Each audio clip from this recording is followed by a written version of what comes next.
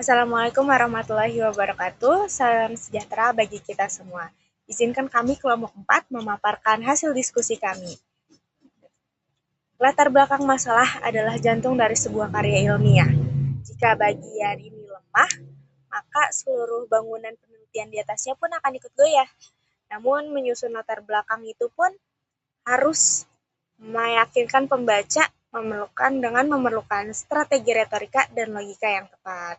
Jadi, hari ini kelompok kami, kelompok 4, akan memaparkan materi yang bertajuk strategi menyusun latar belakang masalah yang argumentatif.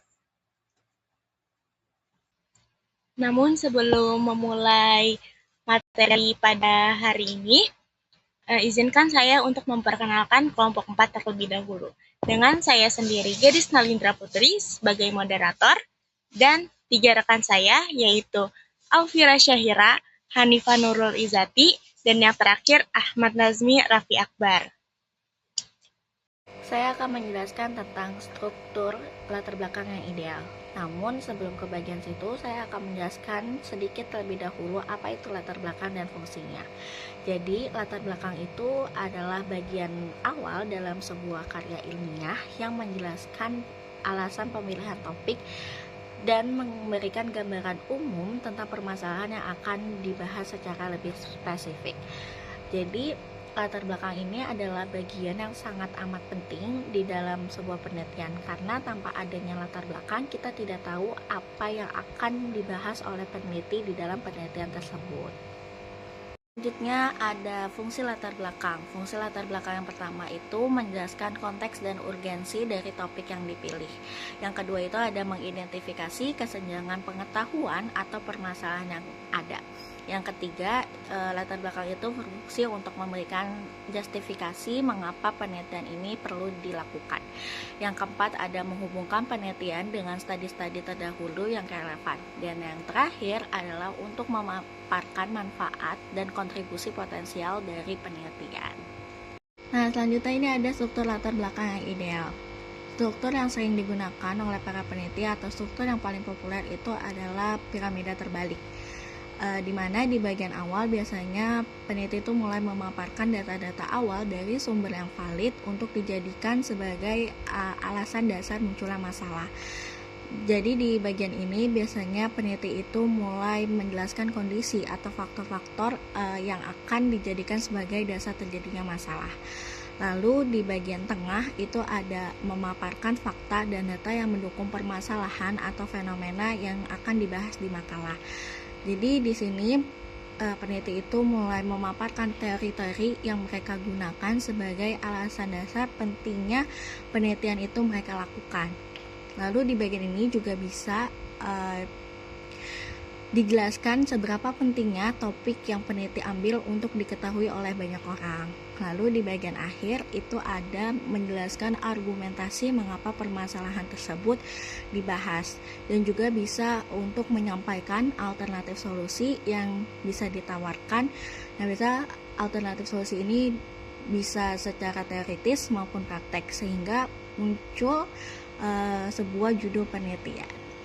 Tentang menulis dari umum ke khusus. Nah, dalam menulis latar belakang penelitian itu, salah satu strategi yang sering digunain itu dari pola umum ke khusus. Nah, maksudnya itu kita bisa memulai pembahasan dari hal yang masih luas atau umum, lalu secara bertahap itu mengarah ke masalah yang lebih spesifik yang akan diteliti.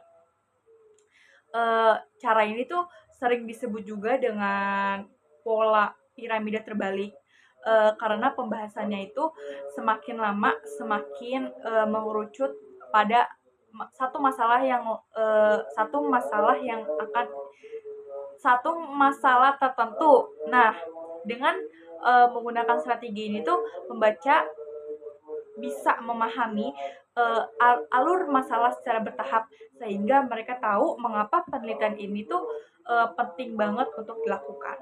Nah, strateginya itu yang pertama ada fenomena umum, menjelaskan kondisi umum terkait topik penelitian. Nah, Jadi, yang pertama itu penulis menjelaskan gambaran umum terkait topik penelitian. Nah, biasanya tuh, berisi tentang kondisi atau fenomena yang sedang terjadi secara luas. Contohnya itu kayak, pendidikan memiliki peran penting dalam membentuk kualitas sumber daya manusia, gitu. Tujuannya itu supaya, pembaca tuh memahami konteks besar dari penelitian tersebut. Nah, yang kedua ada fenomena yang lebih spesifik, menunjukkan kondisi yang lebih fokus sesuai bidang penelitian. Nah, jadi setelah menjelaskan hal yang umum, penulis mulai mengarah pada pembahasan yang lebih khusus sesuai dengan bidang penelitian. Contohnya itu dalam dunia pendidikan, guru memiliki peran dalam membentuk karakter dari perilaku siswa. Nah, di bagian ini tuh pembahasan udah mulai lebih fokus dibandingkan bagian sebelumnya. Nah, yang ketiga itu ada permasalahan atau kesenjangan gap. Jadi menjelaskan adanya perbedaan antara kondisi ideal dan kenyataan. Nah, jadi selanjutnya itu penulis menjelaskan masalah yang terjadi di lapangan. Nah, biasanya itu ditunjukkan dengan perbedaan antara kondisi yang seharusnya terjadi dengan kondisi yang sebenarnya terjadi gitu. Kayak contohnya itu, namun pada kenyataannya masih ditemukan siswa yang memiliki perilaku kurang disiplin di sekolah gitu. Nah, bagian ini tuh penting karena disinilah letak masalah penelitian muncul gitu. Nah, yang keempat ada urgensi penelitian menjelaskan mengapa masalah tersebut penting diteliti. Nah, setelah masalah dijelaskan, penulis tuh perlu menunjukkan mengapa masalah ini tuh penting buat diteliti gitu. Jadi contohnya itu ada, jika masalah ini tidak diperhatikan, maka pembentukan karakter siswa dapat menjadi kurang optimal gitu. Nah, bagian ini tuh tujuannya tuh buat ngeyakinin para pembaca itu bahwa kalau penelitian itu emang bener-bener perlu dilakukan gitu. Nah, kelima ada fokus penelitian, menunjukkan arah penelitian yang akan dilakukan. Nah, di bagian terakhir ini penulis jelasin arah atau fokus penelitian yang akan dilakukan. Jadi kayak contohnya itu karena itu penelitian ini eh, bertujuan untuk mengkaji peran guru PAI dalam membentuk akhlak siswa gitu. Nah, jadi disinilah latar belakang itu akhirnya mengarah pada topik penelitian yang spesifik. Nah, jadi kesimpulannya itu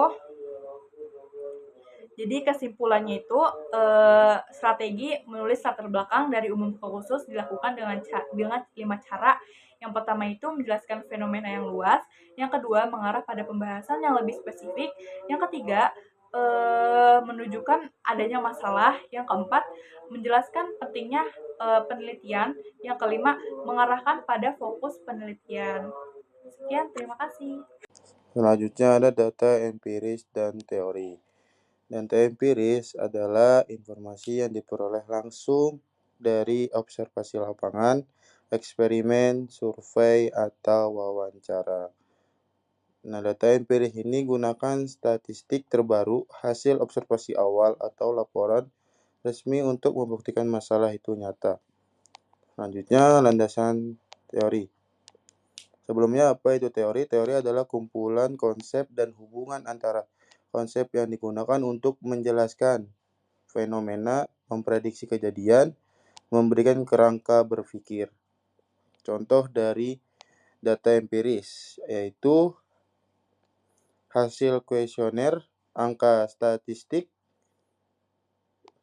dan lain-lain. Contoh dari teori yaitu ada teori motivasi, teori ekonomi, dan teori pembelajaran. Menyusun urgensi penelitian. Jelaskan mengapa harus sekarang dan apa dampaknya jika tidak diteliti. Mengapa harus sekarang? Karena masalah yang sedang terjadi atau meningkat dapat menyebabkan fenomena yang ramai atau makin parah dan butuh solusi yang cepat. Contohnya, saat ini penggunaan teknologi dalam pembelajaran sangatlah meningkat, namun belum diimbangi dengan metode yang efektif. Nah, dampaknya jika tidak diteliti, yaitu menyebabkan masalah tetap berlanjut, tidak ada solusi dan kondisi tidak berubah. Contohnya seperti yang di atas, kalau tidak diteliti, masalah itu tidak akan selesai dan tidak ada solusinya. Selanjutnya, kebaruan novelty, apa yang membedakan penelitian Anda dari yang sudah ada. Jadi intinya apa yang membuat penelitianmu itu tidak sekedar mengulangi dari penelitian orang lain. Nah, bisa dilihat dari sudut pandang yang baru, terus variabel tambahan, metode perbedaan, dan konteks terbaru.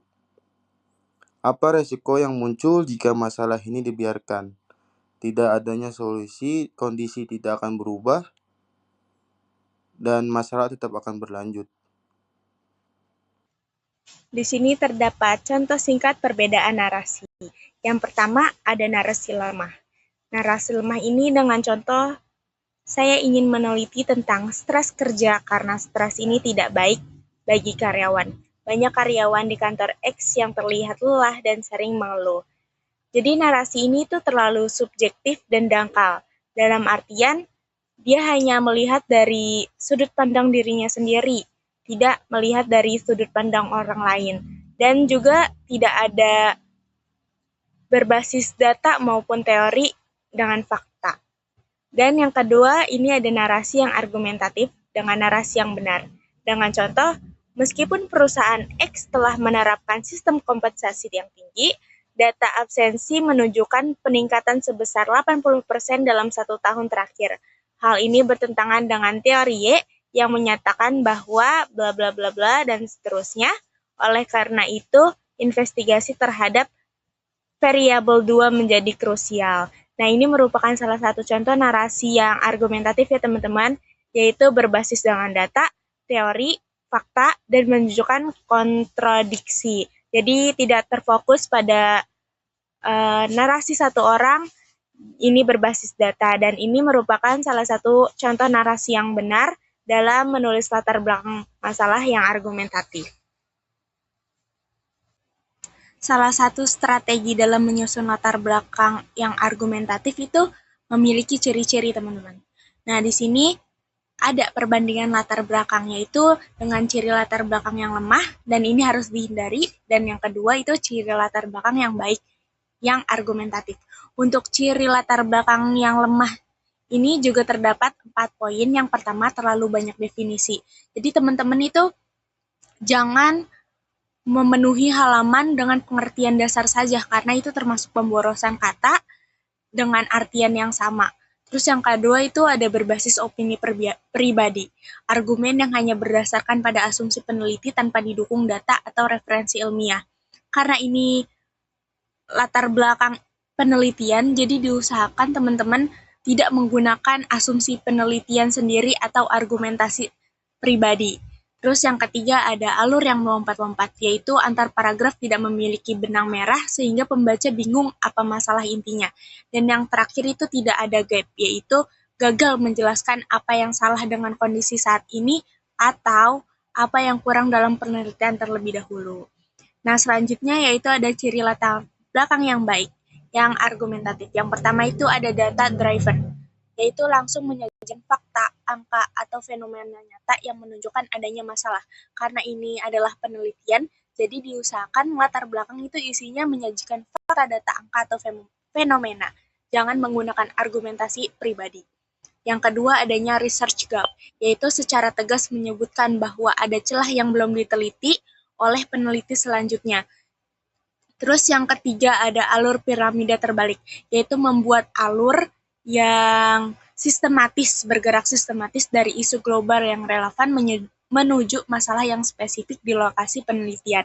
Nah, ini juga menunjukkan bahwa agar latar belakang itu agar pembaca itu tidak bingung dengan latar belakang yang kita tulis. Dan yang terakhir yaitu menekankan urgensi, menunjukkan bahwa jika peneliti ini tidak dilakukan, akan ada konsekuensi negatif atau hilangnya peluang penting, yaitu dengan menekan urgensinya, ya, dengan teman-teman menjelaskan bahwa penelitian ini baik gitu, penelitian ini harus dilakukan, biar orang-orang juga tertarik dengan penelitian yang kita tulis, seperti itu teman-teman. Jadi pada bagian kesimpulan ini kita pengen menegaskan kembali kalau bahwa latar belakang dalam penelitian ini latar belakang dalam penelitian itu sangat penting. Nah, karena dari sinilah orang pertama kali menilai apakah penelitian kita itu layak atau tidak. Nah, intinya itu ada beberapa hal yang harus benar-benar diperhatikan oleh peneliti. Yang pertama itu alasan rasional, artinya kita harus punya alasan yang jelas kenapa topik ini tuh perlu diteliti. Jadi bukan hanya karena menarik, tapi karena memang ada masalah nyata dan ada risiko jika dibiarkan. Nah, yang kedua itu ada tema yang diangkat, harus masalah publik, bukan kayak sekedar pengalaman pribadi. Nah, jadi penelitian itu harus punya dampak yang lebih luas, bisa dirasakan oleh masyarakat atau kelompok tertentu. Nah, yang ketiga itu masalahnya cukup kompleks. Nah, sehingga tidak bisa diselesaikan dengan cara sederhana. Inilah yang membuat penelitian itu diperlukan gitu. Nah, karena butuh pendekatan ilmiah untuk mencari jawabannya. Keempat itu ada penelitian harus menghasilkan ilmu pengetahuan. Artinya, dari penelitian yang kita lakukan harus ada kontribusi baik berupa pemahaman baru, solusi atau perkembangan teori. Nah, jadi kesimpulannya itu latar belakang yang baik itu bukan hanya menjelaskan masalah, tapi juga menunjukkan bahwa masalah tersebut penting, nyata, dan layak untuk diteliti secara ilmiah serta bisa memberikan manfaat untuk kita semua.